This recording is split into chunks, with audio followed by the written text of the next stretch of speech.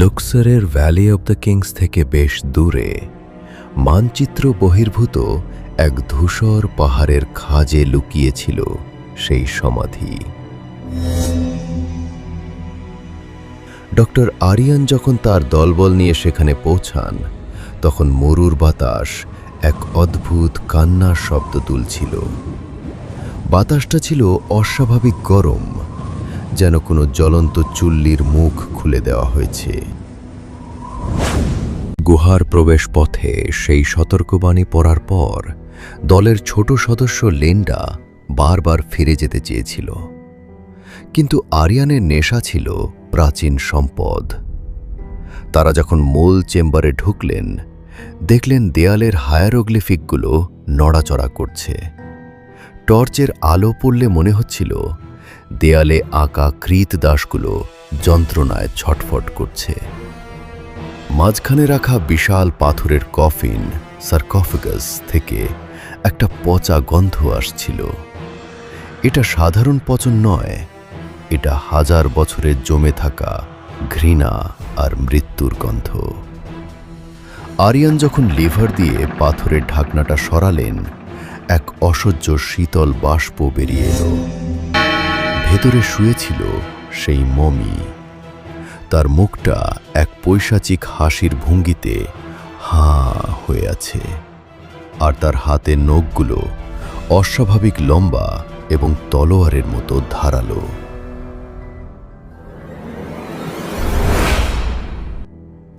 সেদিন মাঝরাতে ক্যাম্পে কোনো বাতাস ছিল না, কিন্তু শামিরের তাঁবুটা হঠাৎ প্রবলভাবে কাঁপতে শুরু করল। আরিয়ান ভেতরে ঢুকে যে দৃশ্য দেখলেন, তা মানুষের মস্তিষ্কের সহ্য ক্ষমতার বাইরে।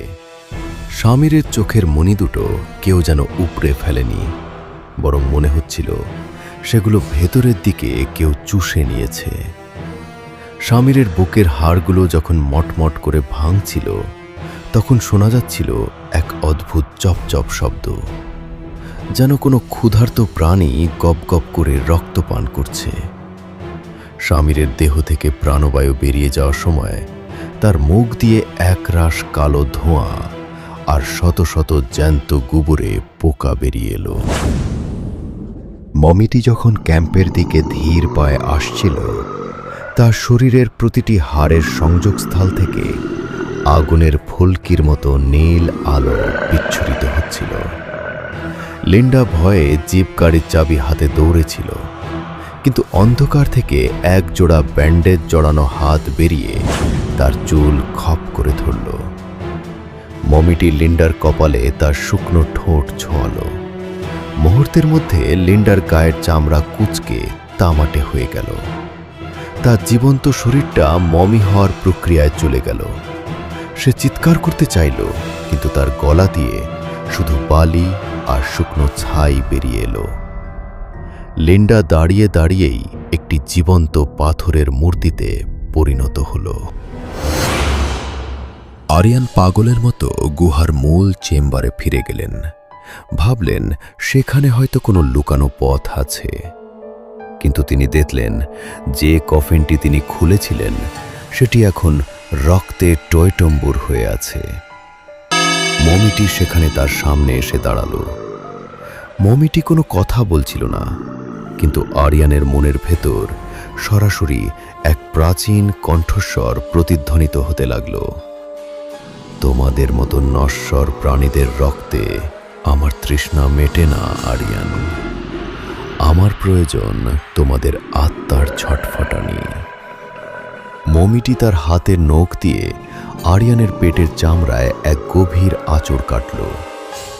আরিয়ান দেখলেন তার ক্ষতস্থান থেকে রক্ত বেরোচ্ছে না, বরং বেরিয়ে আসছে কালচে রঙের ধোঁয়া, যা মমিটি টেনে টেনে নিচ্ছে। আরিয়ানের চোখের সামনেই তার নিজের হাত পা শুকিয়ে কাঠ হয়ে যেতে লাগল। তিনি অনুভব করলেন তার প্রতিটি কোষ মারা যাচ্ছে, কিন্তু তার চেতনা মরছে না। তাকে এক অনন্ত যন্ত্রণার ভেতর বন্দী করে ফেলা হলো। পরদিন উদ্ধারকারী দল যখন আসে, তারা দেখে ক্যাম্পের কোনো চিহ্ন নেই। শুধু বালির ওপর ডক্টর আরিয়ানের সেই গোল চশমাটা পড়ে আছে, যার কাঁচ দুটো প্রচণ্ড তাপে গলে গিয়ে চোখের মণির মতো আকার নিয়েছে। আর গুহার সেই দেয়ালে নতুন একটি হায়ারোগ্লিফিক ফুটে উঠেছে। সেখানে আরিয়ান, সামির এবং লিন্ডার অবয়ব খোদাই করা, যাদের মুখগুলো যন্ত্রণায় বিকৃত এবং তাদের মাথার ওপর লেখা অনন্তকালের খাদ্য।